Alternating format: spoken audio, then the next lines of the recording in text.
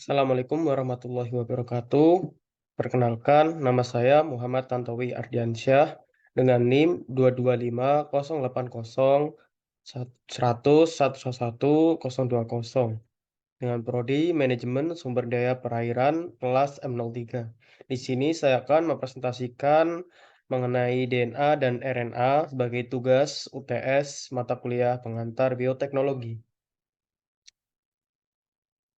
Topik-topik yang akan dibahas pada kesempatan kali ini adalah yang pertama DNA, RNA, perbedaan DNA dan RNA, dogma sentral, replikasi DNA, transkripsi, dan translasi. Yang pertama adalah DNA. DNA atau deoksiribonukleik acid adalah molekul panjang berbentuk heliks ganda yang menyimpan informasi genetik pada hampir semua sel dan organisme hidup. DNA memiliki peran penting dalam pewarisan sifat. DNA terdapat pada seluruh makhluk hidup, terutama pada inti sel dan pada mitokondria. Struktur DNA merupakan makromolekul polinukleotida yang tersusun atas polimer nukleotida yang berulang, tersusun rangkap, membentuk DNA heliks ganda, dan berpilin ke kanan, atau yang disebut dengan double helix atau untai ganda. Ciri-ciri dari DNA adalah basa purin dan pirimidin terdapat di bagian dalam heliks, sedangkan unit-unit fosfat dan gula deoksiribosa terdapat di bagian luar. Yang kedua, rantai saling berhubungan melalui ikatan hidrogen antara pasangan-pasangan basa. Yang ketiga, urutan basa sepanjang rantai polinukleotida tidak dibatasi dengan cara apapun. Urutan yang tepat basa-basa itu mengandung informasi genetik. Jadi, antar basa-basa nitrogen ini dihubungkan oleh ikatan hidrogen. Sedangkan antar nukleotida ini dihubungkan oleh ikatan fosfodiester.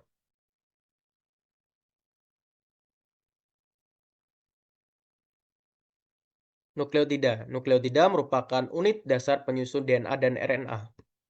Berikut adalah gambar satu nukleotida. Nukleotida ini disusun oleh gugus pentosa, gula deoksiribosa, dan basa nitrogen.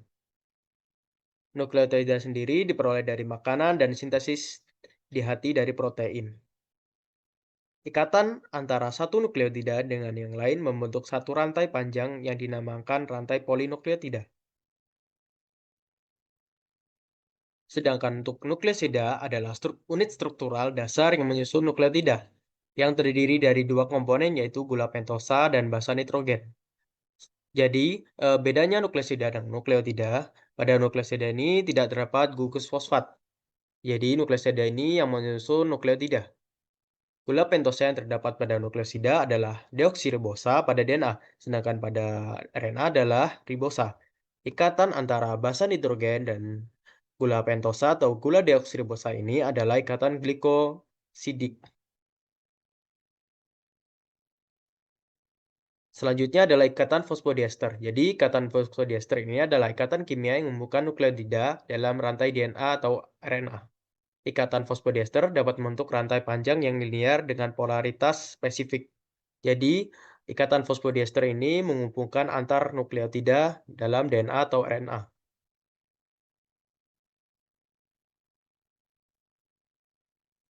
Pada DNA, terdapat dua jenis basa, yaitu basa nitrogen basa pirimidin dan juga basa purin.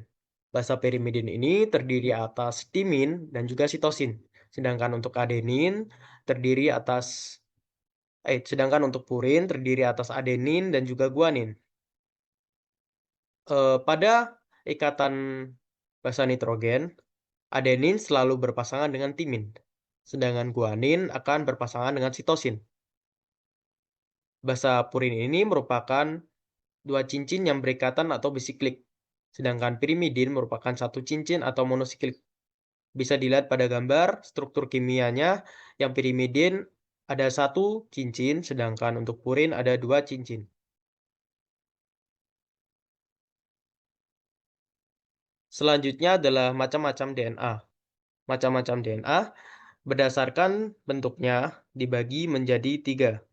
yaitu DNA A, DNA B, dan DNA Z. Bisa dilihat pada gambar. DNA A berperan dalam proses transkripsi, sedangkan bDNA atau DNA B berperan dalam proses transkripsi dan translasi, sedangkan DNA Z berperan dalam proses transkripsi. Sedangkan DNA yang ada di dalam sel dibagi menjadi dua, yaitu DNA autosomal dan DNA mitokondria. DNA autosomal eh, berperan dalam pewarisan sifat dan berada pada inti sel, sedangkan DNA mitokondria berperan dalam proses metabolisme dalam mitokondria tersebut. Selanjutnya adalah RNA. RNA merupakan ribonukleik asid, adalah sebuah jenis asam nukleat yang terdiri dari satu untai polinukleotida yang disusun dari ribonukleotida. RNA memiliki penting dalam pembawa informasi genetik, katalis dalam reaksi biokimia, dan regulator ekspresi gen. RNA ini merupakan sebuah kode untuk mensintesis protein. Struktur dari RNA merupakan rantai untai tunggal polinukleotida yang tidak berpilin atau disebut dengan heliks karena memiliki satu untai saja. Sedangkan pada DNA terdapat dua untai. Pada satu nukleotida, RNA disusun oleh satu basa nitrogen, satu gula ribosa, dan satu gugus fosfat. Bisa dilihat di sini adalah basa nitrogen, di sini ada gula ribosa, dan juga fosfat membentuk satu nukleotida. Nukleotida ini akan berikatan dengan ikatan fosfodiester membentuk satu untai RNA. Pada RNA terdapat basa purins dan pirimidin. Pada purins terdapat adenin dan guanin, sedangkan pada pirimidin terdapat sitosin dan urasil. Adenin akan berikatan dengan urasil, sedangkan guanin akan berikatan dengan sitosin. RNA pada umumnya dibagi menjadi tiga, yaitu messenger RNA atau mRNA, ribosomal RNA atau rRNA, dan transfer RNA atau tRNA. mRNA ini merupakan molekul messenger RNA membawa transkrip gen yang mengkode untuk protein fungsional tertentu dari inti ke ribosom. Produksi mRNA terjadi dengan proses yang disebut dengan transkripsi. Enzim yang terlibat dalam transkripsi adalah RNA polimerase. Sedangkan untuk tRNA adalah jenis RNA utama yang secara khusus membawa asam amino ke ribosom selama penerjemahan. Setiap kodon dalam molekul mRNA dibaca oleh antikodon tRNA untuk membawa asam amino spesifik ke ribosom. Sedangkan rRNA adalah jenis utama yang terlibat dalam pembentukan ribosom bersama dengan protein ribosom.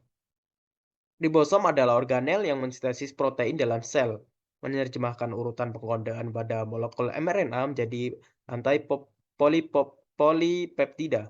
Sintesis rRNA terjadi pada nukleus. Dua jenis molekul rRNA disintesis sebagai RNA kecil dan rRNA besar.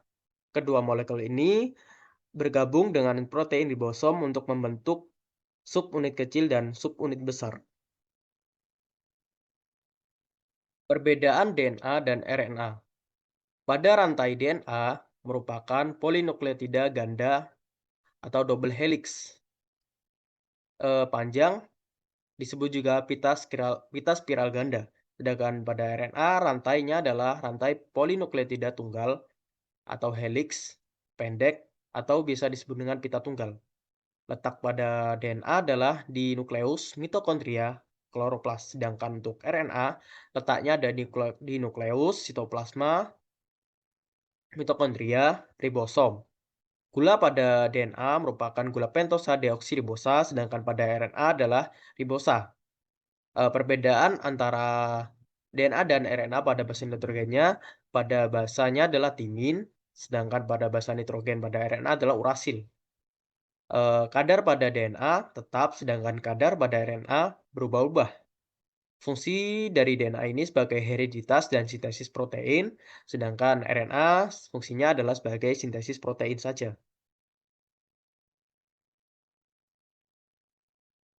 Selanjutnya adalah dogma sentral. Dogma sentral merupakan menggambarkan aliran informasi genetik dari DNA menjadi RNA untuk membuat suatu produk fungsional, yaitu protein. Tahap-tahap pada dogma sentral dibagi menjadi tiga, yaitu replikasi, transkripsi, dan translasi. Bisa dilihat pada gambar, ini adalah proses dogma sentral, yaitu pembentukan protein. Yang pertama adalah replikasi DNA. Replikasi DNA merupakan suatu proses penggandaan DNA sebagai materi genetik makhluk hidup. Replikasi DNA sendiri membentuk dua molekul DNA selama pembelahan sel. Masing-masing DNA memiliki satu kopi dari induk DNA. Prosesnya adalah satu adalah pengenduran, pengunduran tegangan rantai ganda pada DNA. Selanjutnya pelepasan rantai ganda pada DNA menjadi tunggal, lalu pembentukan DNA baru. Selanjutnya adalah transkripsi. Transkripsi merupakan proses molekular di mana informasi genetik dalam DNA digunakan untuk membuat salinan RNA. Proses ini terjadi pada inti sel dalam sel eukariot dan pada sitoplasma dalam sel prokariot. Pada proses transkripsi menghasilkan RNA matang seperti mRNA, rRNA, dan tRNA. Tahapan dalam proses transkripsi ini ada inisiasi, elongasi, dan terminasi. Berikut adalah gambaran proses transkripsi DNA. Transkripsi DNA terbagi menjadi inisiasi. Ini adalah inisiasi, merupakan tahap awal proses transkripsi. Pada tahap ini melekat enzim RNA pada pita DNA dan mencetak mRNA. Yang kedua adalah elongasi.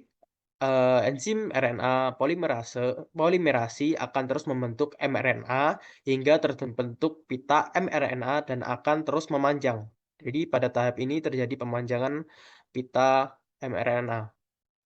Selanjutnya ada terminasi pada saat enzim RNA polimerasi sampai pada tempat pemberhentian, maka proses transkripsi akan terhenti dan mRNA akan keluar dari inti sel menuju sitoplasma melalui membran inti.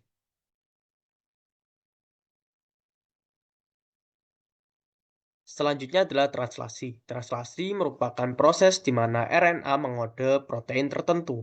Pada proses translasi terjadi penerjemahan urutan nukleotida yang ada pada mRNA menjadi rangkaian asam-asam amino yang menyusun suatu polipeptida protein.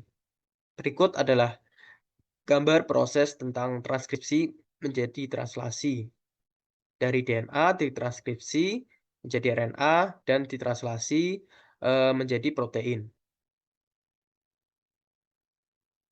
Sekian dari presentasi saya. Apabila ada salah kata, mohon dimaafkan.